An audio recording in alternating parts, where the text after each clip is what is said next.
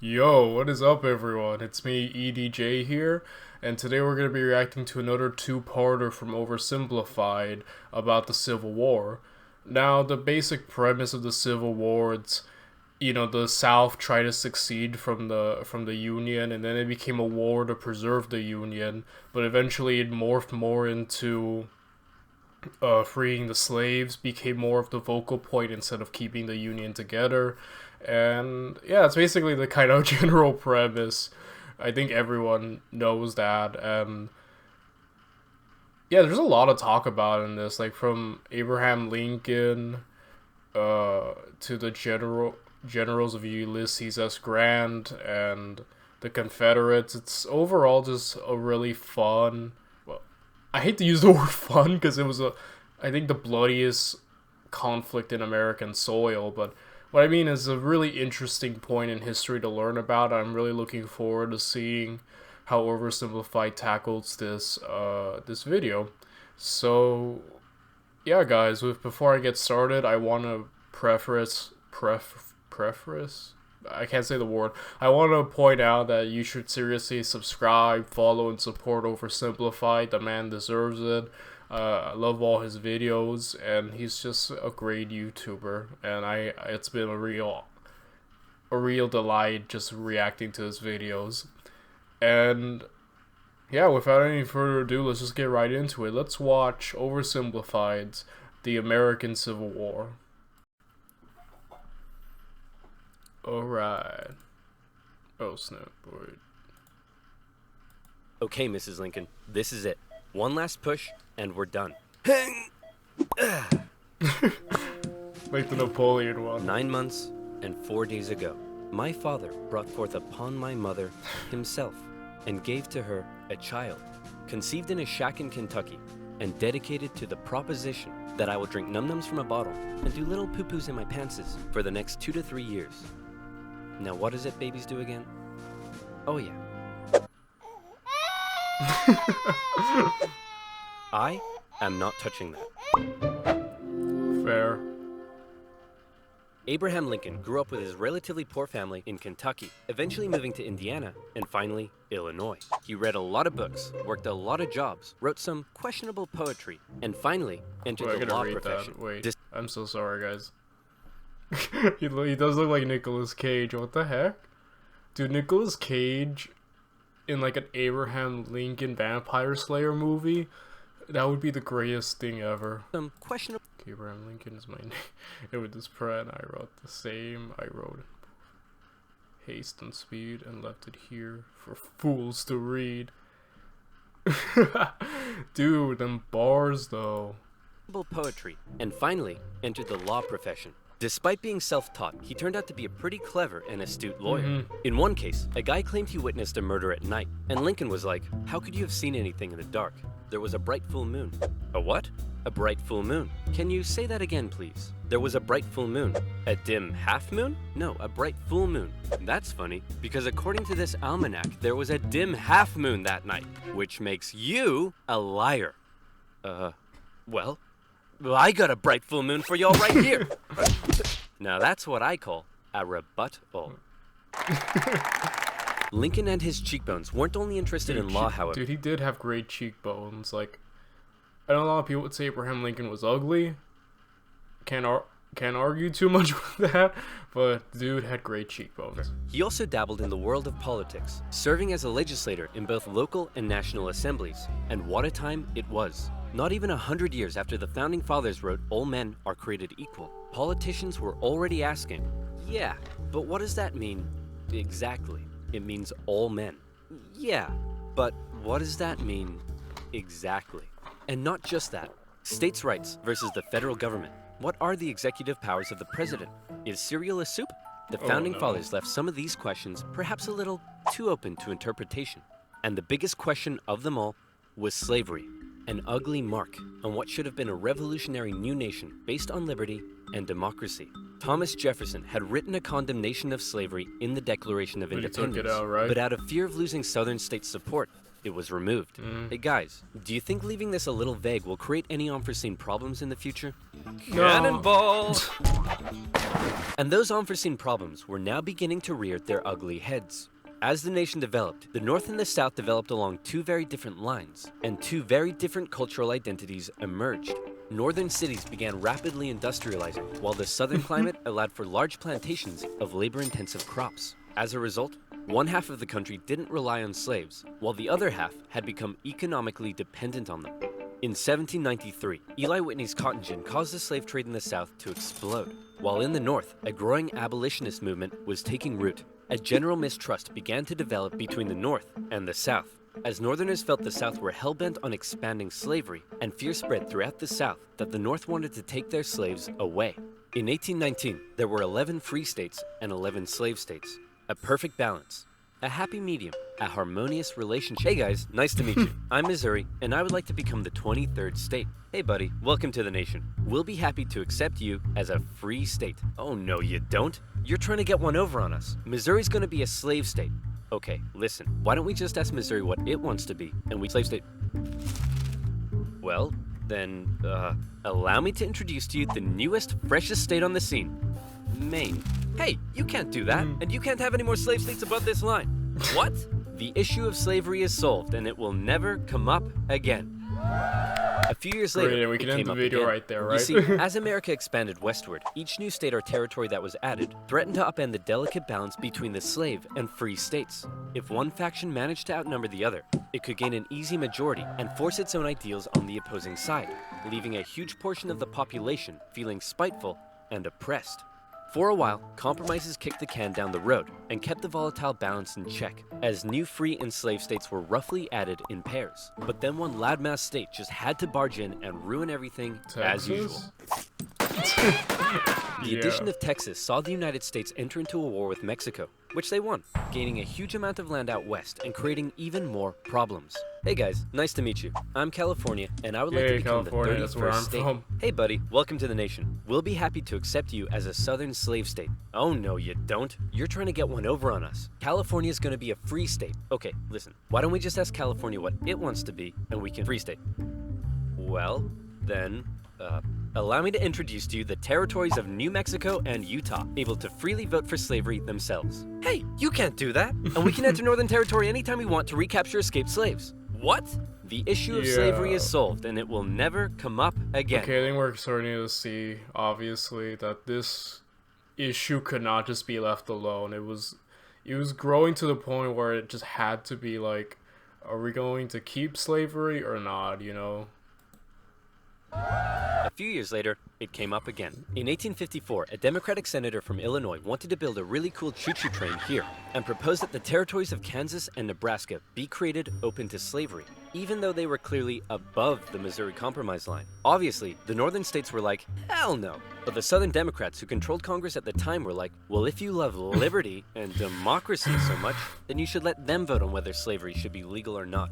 And so it was. Huge numbers of pro- and anti-slavery settlers rushed to Kansas to sway the vote in their favor. And while they were all there, they began to beat the crap out of each other. One of those settlers was a man named John Brown, a former businessman who failed at just about everything he tried and went arguably insane.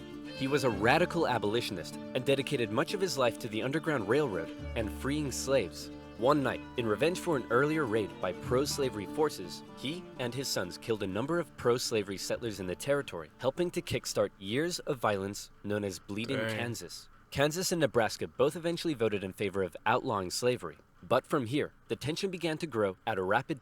Here's where we make sure our Blue Bunny Soft is super soft. Music to my ears.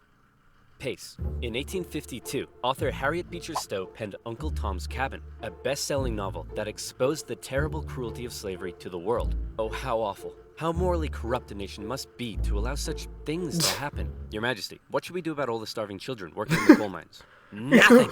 In 1854, the Republican Party was formed, and Abraham Lincoln emerged as a leading figure. Southern Democrats viewed the new Republican Party with mistrust, believing it to be radical and abolitionist. In 1856, a politician named Charles Sumner gave a speech in Congress, calling out slavery. with fiery language. If slavery was a woman, she'd be an ugly one. And the senator from South Carolina would like to boink her. Representative Brooks, do you have a rebuttal? Oh, I have a rebuttal, all right. Yeah, here's a rebuttal for you. Oh yeah, I come think on. like legit like fist fights or like actual fights were taking place over this issue, which is insane. I mean, I know a lot of people we like to make fun of the government a lot here, and but at least they're not like straight up having brawl for alls, because this is insane. Surely this isn't allowed. I don't know. I'll have to consult the rulebook.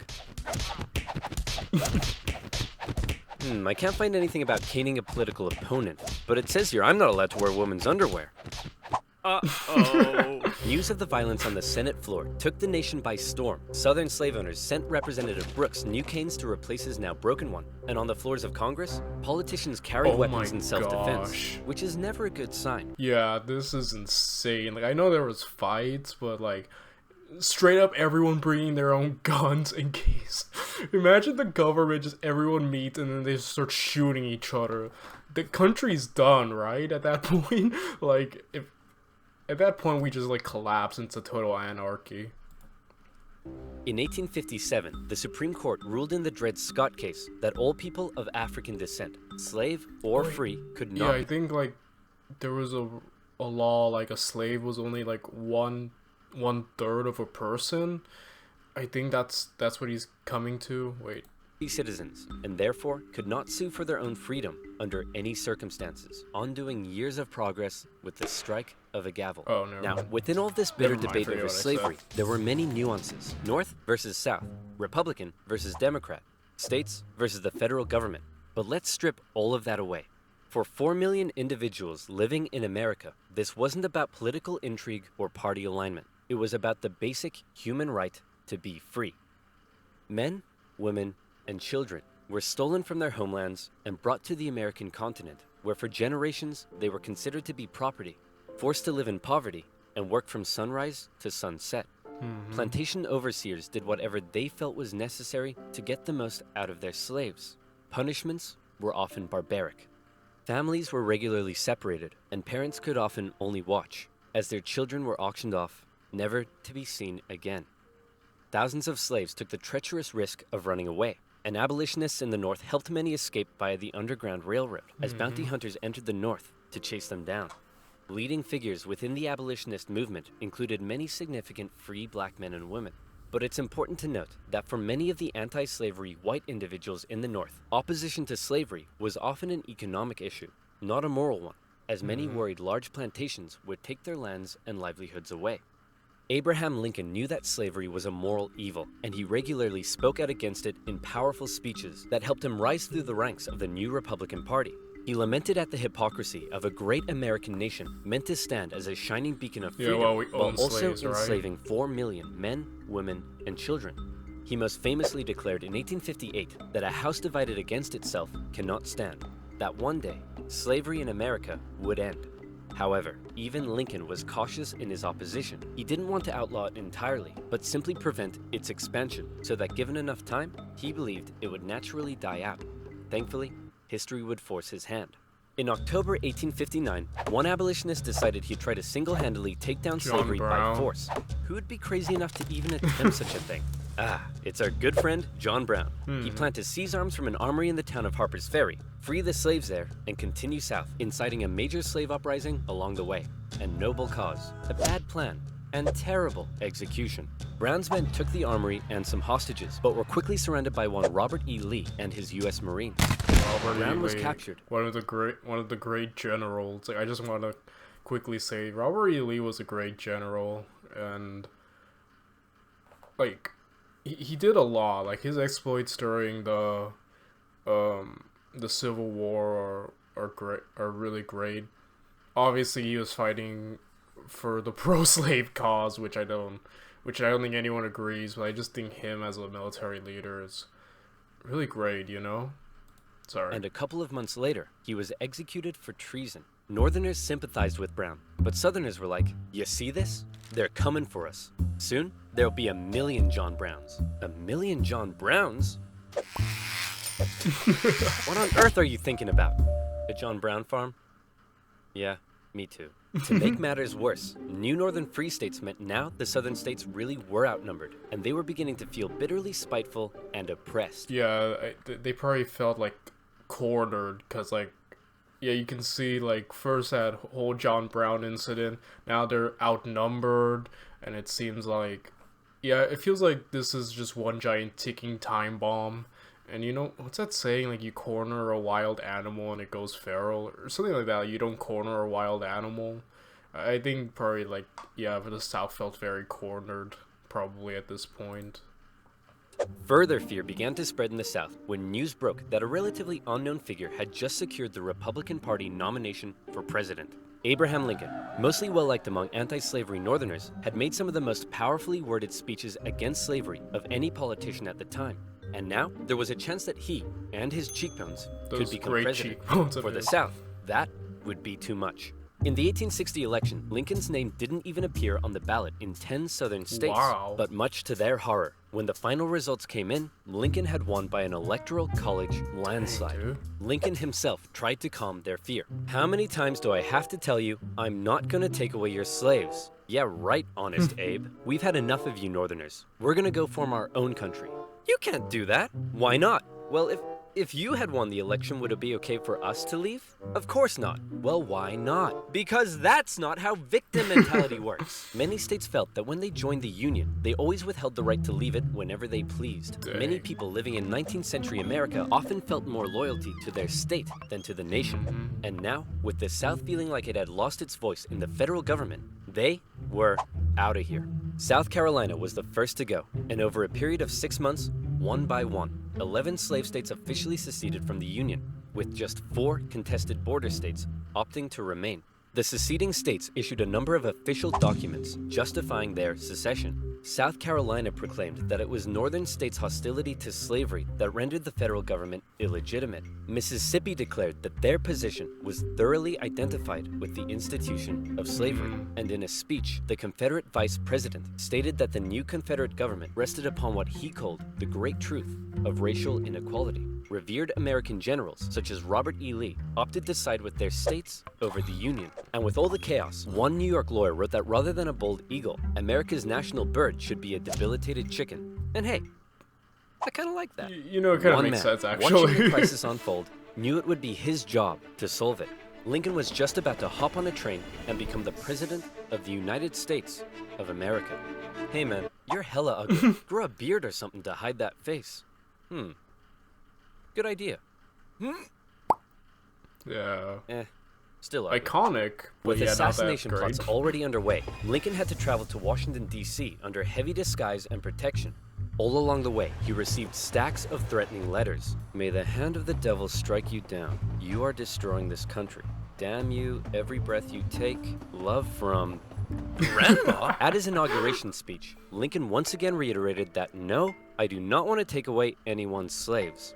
But for Lincoln, he did want to preserve the Union. He declared secession to be nothing but an illegitimate rebellion. In your hands and not in mine, he said, is the momentous issue of civil war.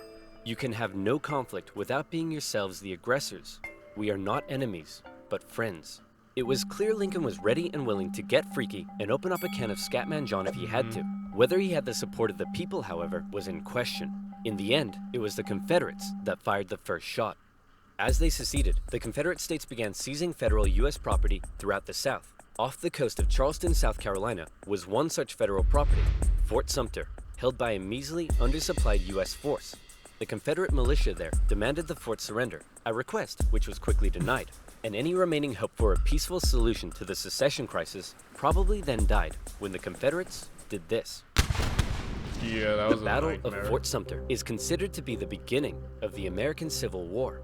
Many of the Confederates there also considered it to be the end of the American Civil War. They hoped Old Abe would just sigh and say, okay, you win. Unfortunately for them, Lincoln actually said, you're about to get a roundhouse to the face. Lincoln sent out the call for 75,000 Blow the war volunteers, horns. and men signed up in droves, hopeful for some adventure and good old-fashioned F-U-N. In the new Confederate capital at Richmond, Virginia, Confederate President Jefferson Davis and his cheekbones had also sent out the call for Talk about the 100,000 era of cheekbones, right? for leaders. men. As ever, both sides hoped for a quick end to the war. Is it over yet? No, Jimmy, it's been 1 week. Is it over now? No. How about now? If you ask that one more time, I swear I will turn this army around and you'll all have to go back home to your wives and children. But in particular, the South knew the conflict would pose a bit of a challenge. How can we expect to win with a population of only 5 million against 22 million in the North? If you count us 4 million slaves, you'd have 9 million. Great idea. Hand these rifles out to old men. Wait a minute. You almost had me there. Almost. The problem for Lincoln was that many of his top generals were getting old and were being a bit too cautious. The commanding general was a man named Winfield Scott, Hey, a veteran we of the know him. Mexican-American War, and by now, The he was Pig too War. fat to even mount a horse. Okay, chaps, we need to come up with a plan. Hit me. We could wait for the Confederates to come and apologize. Maybe we should all sit in a circle and discuss our feelings. Crossing the Delaware into New Jersey worked for me. Those are all Hey, terrible George. ideas. And you? Wrong video. Hey, I'm the greatest president in the history of this nation. Yeah, we'll see about that, dingus. Eventually, Lincoln's generals came up with a multi-pronged strategy. First, a blockade would cut off and starve the South of supplies by sea. Secondly, taking control of the Great Mississippi River would sever the South's economic artery while splitting it in two. And finally, a main Union force in the East would move south and take the Confederate capital, ending the war. Bada boom, bada bing. Skirmishes began to break out across the nation, and the Union Army in the East began to move south towards Richmond. Everything seemed to be going well until they reached Manassas, where they came upon a large Confederate force. It's almost like they were waiting for us. How did they know? As it turned out, spies in DC had sent a coded message to the Confederates warning of the invasion. Did you use NordVPN? Oh, no. What the heck is NordVPN? I'm so glad you asked. Two sides encountered each other at Manassas, and both geared up for the first major battle of the Civil War. The First Battle of Bull Run.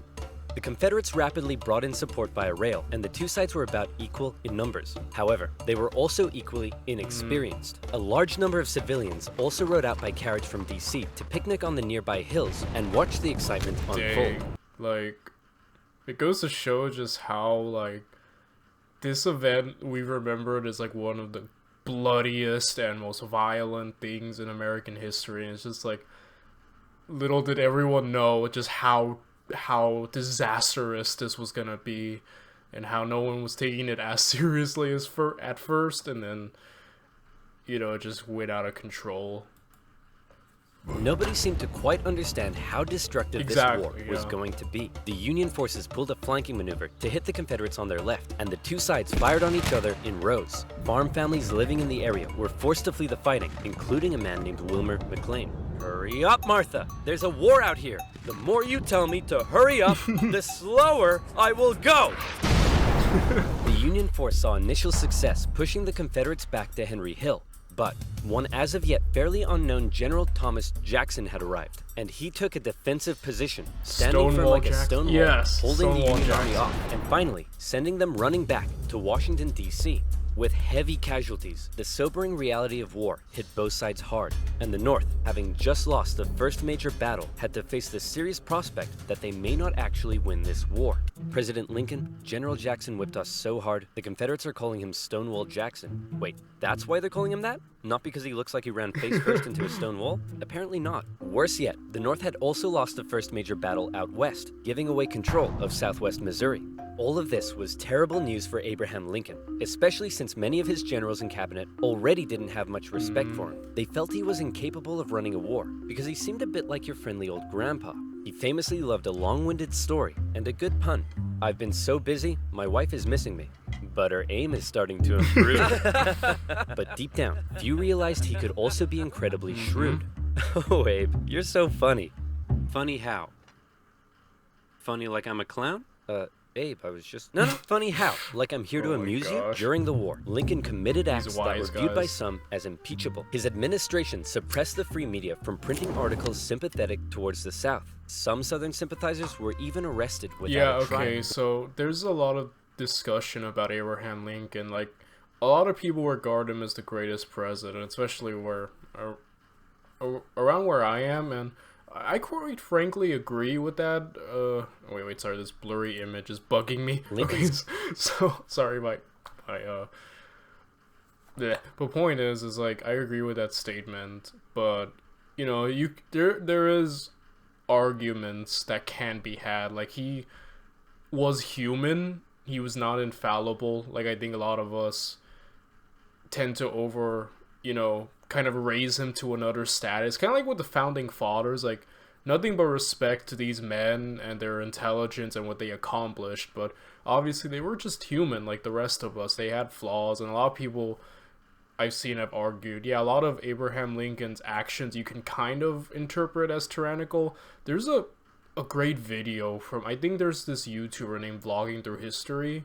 I think it was him. I was just watching yesterday. I can't remember, but he was talking, or he was reacting to a video that was discussing that some of Abraham Lincoln's actions you could interpret as tyrannical, but also, you know, he had some backing from the Constitution. It's a lot to go through, obviously. I can't just talk through the top of my head and remember everything, but yeah, I guess where I'm trying to get at is that there's so much to talk about with Abraham Lincoln as a person. Like, he's, you know, like, great and morally, you know, one of the, we view him as one of the best presidents, and what he accomplished was, you know, great and all that. But at the same time, he did use underhanded tactics. I think the film called Lincoln, starring Daniel Day-Lewis, I believe is the actor's name, is it's a really great film. It's been many years since I've seen it. I saw it, like, when I was in 8th grade, which was a while ago, but yeah, I think he used underhanded tactics to get, like, the 13th Amendment passed. Like, I know I'm going all over the place, but, you know, it's like a great man. He did some things you could interpret as tyrannical or shady, but I think his goals at the end served a much greater good, and he's a very interesting figure, I think, you know, overall. Criticizers began accusing him of being a tyrant. But to quote the man himself, hey, it's war, baby. What are you gonna do? It was, by the end of 1860... I also want to mention, he was dealing with something I don't think any other president has dealt with, or hopefully won't deal with soon. And that, yeah, this was straight up rebellion from, like, half the country. So a lot of his actions, you could say he took unorthodox actions in a very unorthodox situation, right? A situation I don't think any other president would have even suspected of dealing with. I really think he was just the perfect person to deal with this conflict. I can't imagine any other president handling this as well as Abraham Lincoln did. Alright, that's enough. Let's get back to the video. Pt.1. With things already looking bad for the North, abolitionists such as Frederick Douglass couldn't believe that the Union Army weren't enlisting black men. He continued to put pressure on Lincoln to make the war about emancipation. Mr. President, it's time to make the war about emancipation. I don't want to ruffle any feathers. The feathers are already It's ruffled. already bad, Abe. But You gotta Lincoln, do it. hanging on to hope for a quick end to the conflict, continued to fight only for the preservation of the Union. It was decided, however, that escaped slaves from the Confederacy could be held as enemy contraband, and many of these men were put to work bolstering the Union's infrastructure and supply lines. Hoping to get things moving, Lincoln made young General George McClellan the new commanding general, and McClellan began to train up his men. He thought a lot of himself, however, and believed he was going to be the nation's great savior. And like many others, he didn't approve of the president's handling of the war. On one occasion, Lincoln went to McClellan's house to meet with him, but McClellan was late returning home. He kept the president waiting, and when he finally got there, he just straight up went to bed. Wow. Now that's what I call disrespectful. That is so disrespectful. Dang. I think a lot of people would do that to the president nowadays, because no one likes any modern presidents here. Everyone makes fun of Joe Biden and Donald Trump and so on and so forth. But man, to do that to like Abraham Lincoln, like that's insane. This dude was he wasn't a nice person. I don't cuss, forgive me, so I would call him something worse, I think. McClellan talked the talk, but could he walk the walk? No. Like Lincoln's other generals, McClellan was maddeningly cautious. Hey man, could you move south and attack the enemy? No. What? Are you crazy? What if they have a big scary army down there? They probably do. What? Oh my gosh! McClellan worried that he did not have the numbers he needed to fight effectively. What if they have like 10,000 men? Okay, no problem. We'll get you 20,000 men. Well, what if they have 30,000 men? I'll need 40. Okay, you can have 40. Well, what if they have 50? I'll need 60.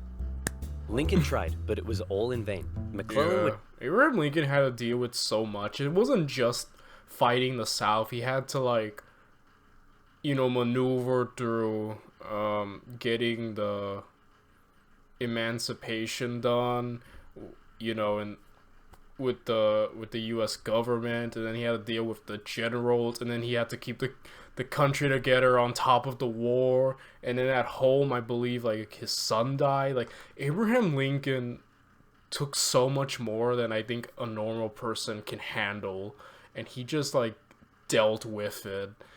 And he was basically on his own. He was fighting a war on all fronts in his own way, and I think it's a testament to how he got through it all. It's just amazing, you know? I don't know. I can't help but admire Abraham Lincoln. would not make a move for the rest of the year. The North's one saving grace for now was a general out west fighting in Ulysses Kentucky S. Grant, the General boy. Ulysses S. Grant. Cool, collected, methodical, and a big fan of whiskey. Heck His yeah, chief of dude. staff took it upon himself to keep Grant sober. One officer said that Grant habitually wore an expression as though he were determined to drive his head through a brick wall and was about to do it. And that determination led him to score a number of key victories when others around him were failing. Yeah, I was At the talking battle- about General Lee earlier and his great exploits, but you need to talk about the other dude, Ulysses S. Grant, like the MVP for the North, you know, for the Northern generals who weren't doing so hot, but this dude was on fire. Like, I love Ulysses S. Grant. The more I learn about him, the more I kind of come to love him. And I guess if I had to pick a president I'd hang out with, it'd probably be Ulysses S. Grant. He seems like a dude. He seems like a cool dude, you know? Battle of Fort Donelson, Grant was like, why does Stonewall Jackson get a cool nickname and I don't? I want a cool nickname. Sir, the Confederates say they're ready to surrender and want to know your terms. No terms, just unconditional surrender. Hey, unconditional surrender Grant. Yeah, That's a not pretty gonna cool stick, I'm nickname, sorry. right? Guys? Right? Yeah, that Later in didn't April stick. 1862, the Confederates launched a sudden attack on Grant's army at Shiloh, but the determined, unconditional surrender Grant threw his lines at the rebels and sent them running. The battle resulted in the heaviest casualties in U.S. history so far, and despite his victory, Grant found himself under fire. Oh, You yeah, have to get rid of. I remember Ulysses S. Grant did suffer casualties in fighting, because I think the North had more men, and Ulysses S. Grant definitely used that to his advantage in terms of overwhelming.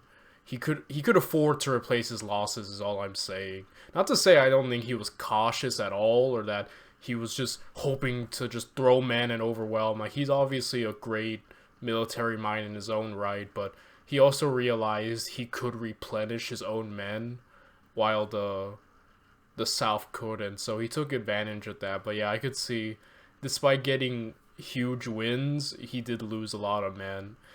It reminds me, I keep bringing this game up, but I played this game called Mountain Blade. I played the Warband edition on PS4. It's like this medieval game where you get to, like, you're plopped into a continent, and you get to, like, if you want, start your own army, your own faction, try to be king and conquer the entire continent from, like, 6 other kingdoms. It's fun. There comes a point where I managed to get a bunch of lords to join me, and, like, I summon them all, and so I have, like, an army of a few thousand with, like, lords following me, thousands upon thousands of troops. And there comes a point where I'm not cautious at all, and I'm like, all right, just charge, we have more men.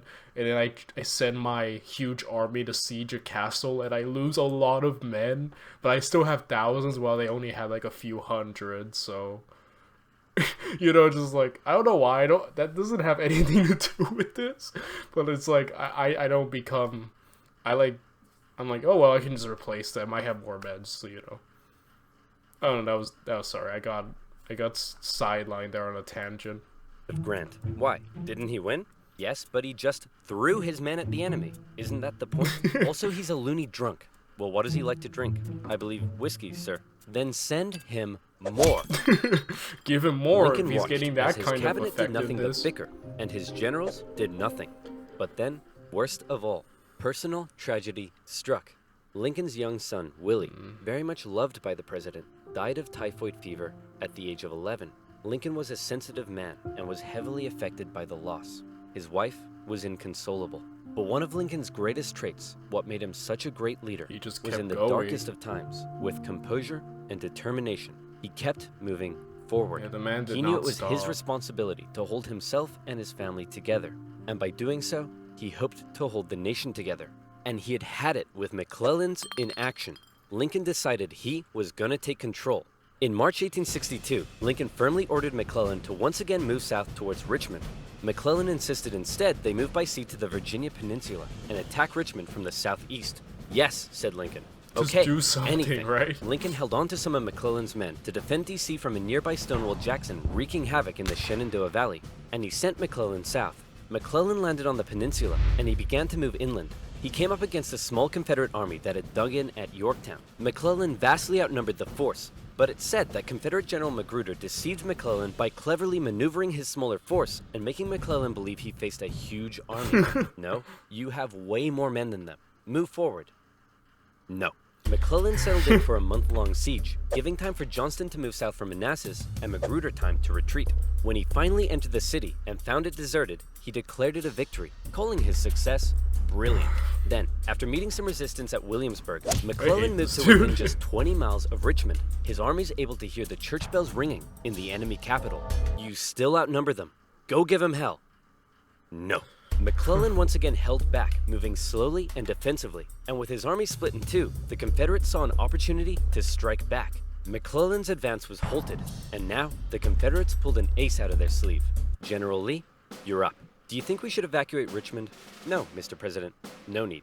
General Robert E. Lee, one of the most brilliant military commanders of the time, Right. was now in charge. And he's One of about his to biggest wreck strengths him. was his ability to read the mind of his enemy, and he knew McClellan was cautious and weak. After moving Stonewall Jackson south to join him, and even though he had a smaller army, Lee hit McClellan in a series of fast-paced, close combat battles that had McClellan spooked. McClellan retreated the Union Army back again and again and again, escaping the peninsula and returning to D.C. Lee had defeated McClellan, and the campaign had failed. Well, that was a major Wow. success. A success? Tell me exactly what was successful about that. Well, we successfully retreated. You lost. I didn't lose. I merely failed to win. Things just kept looking worse for the North. At least their navy had seen some success, capturing a number of key port cities, notably when they steamrolled past Confederate forts to take New Orleans. And speaking of the navy, both sides had begun using ironclads. So that's pretty cool. But in the East, they still weren't having any luck.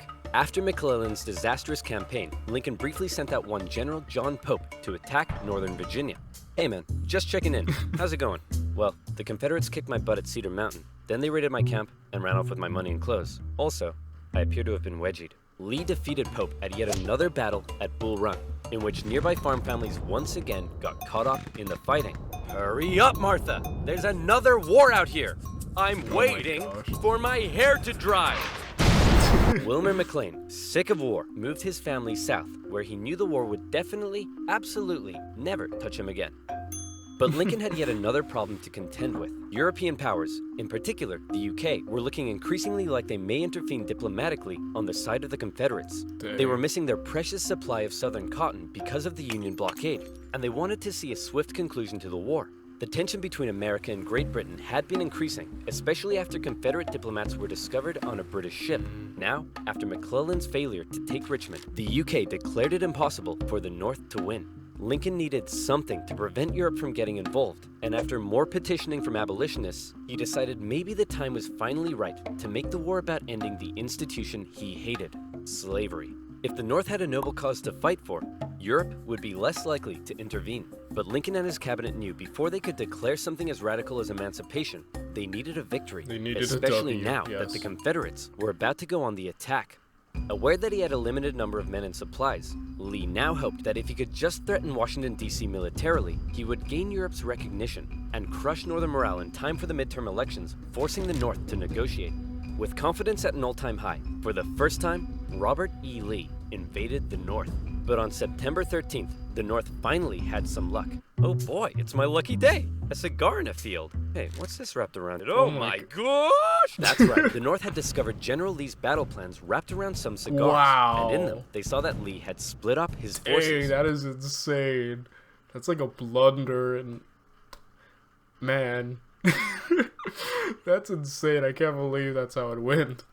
McClellan headed out from DC, and the two sides met in the Battle of Antietam, a crucial battle that would decide the course of the war.